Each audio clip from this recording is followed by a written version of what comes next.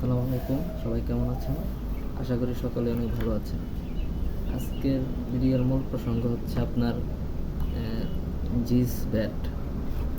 এটি আপনার কোয়েল পাখির পশম ওঠা রোধ করে এবং কি আপনার পশম গজাতেও সাহায্য করে। মূলত জিস ব্যাটের অভাবে আপনার কোয়েল পাখি ঠুকরা ঠুকরি করে বেশি।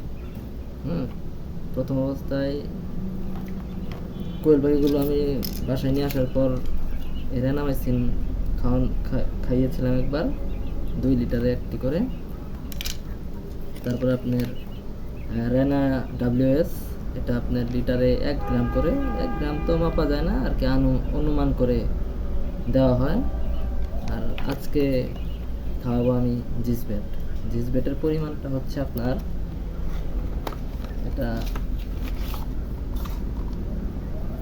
নিয়ম দেওয়া আছে, এখানে নিয়ম দেওয়া আছে আপনার প্রতি 5 মিলি না সরি এই যে 2 মিলি লিটার খাবার পানিতে মিশিয়ে পরপর 5 থেকে 7 দিন এভাবে খাওয়াতে হবে। আর হচ্ছে আপনার আমি এখানে রুম টেম্পারেচারের পানি নিয়ে নিয়েছি হাফ লিটার।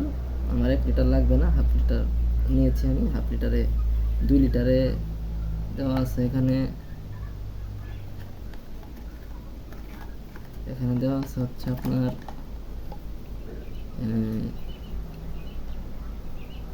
প্রতি লিটারে 2 মিলি। আমি এখানে হাফ লিটারে 1 মিলি দিব। 1 মিলি দিয়ে এটা খাওয়ার জন্য পাখিকে দিয়ে দিব। আমি পানি যাতে ভালোভাবে খায় জন্য আমি করে রেখেছি এখানে। এই যে 1 মিলি, 2 মিলি দিলে 1 লিটার, 1 মিলি হচ্ছে আপনার হাফ লিটারের জন্য। আমার পাখি কম, সেই কারণে আমি এইভাবে দিচ্ছি।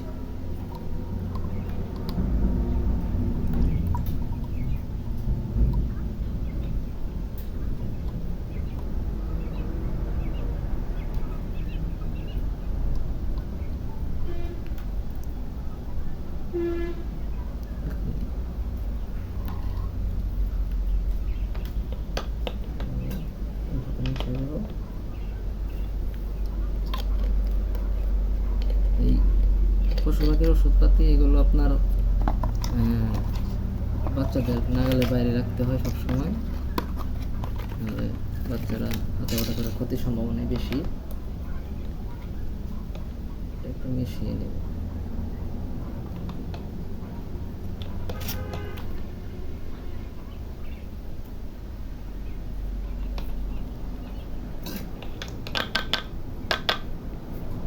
করে এখন আমি এটা খেতে দেব পাখিকে। আপনার ওষুধটা দেবো, এই জন্য আমি করে রাখছিলাম আর কি, পানি ঘন্টাখানিক আগে সরিয়ে রেখেছিলাম। এখন খেতে দেব।